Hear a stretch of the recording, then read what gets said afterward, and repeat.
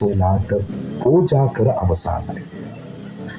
මතු බුදුවන මෛත්‍රී බෝසතාණන් වහන්සේ උදෙසා ඇති අටපිරිකර තවමත් ඉතිරි වී පවතිනවා.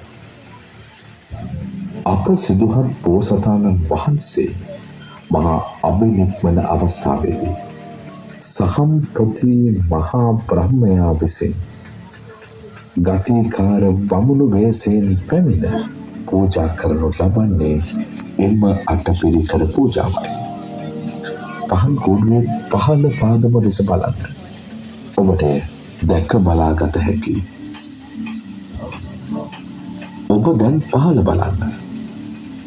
අප සිදුහත් බෝසතාණන් වහන්සේ මහා මායා දේවියගේ මව් කුසින් පහළ වීමේ අසිරිමත් සිදුවීම දැක බලාගත හැකි. සිදුහත් බෝසතාණන් වහන්සේගේ ඉපදීමත් සමග පහළ වන සහජාත වස්තුන් 7ක් ඇත. ලොව අන් කිසිදු සත්වයකට මේවා හට නොගනී. එම වස්තු මෙසේ දක්වමු. ජය ශ්‍රී මහා බෝධිය, මධ්‍ය මණ්ඩලය,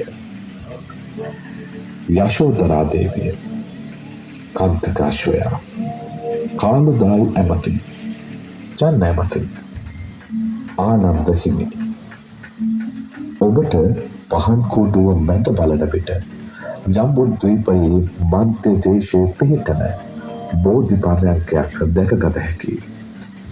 මේ තුන් ලෝකයම කම්පා කරමින් හා ලෝකාන්තරික නරකය පවා එළිය කරමින් අප ගෞතම සම්මා සම්බුදුරජාණන් වහන්සේ බුද්ධත්වයට පත්වන අවස්ථාව දැක ගන්න.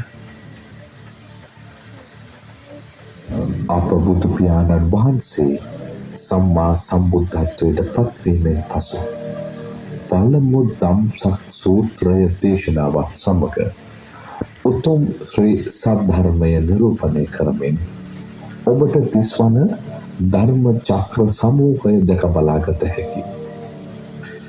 පටිච්ච සමුප්පාද චක්‍රයත්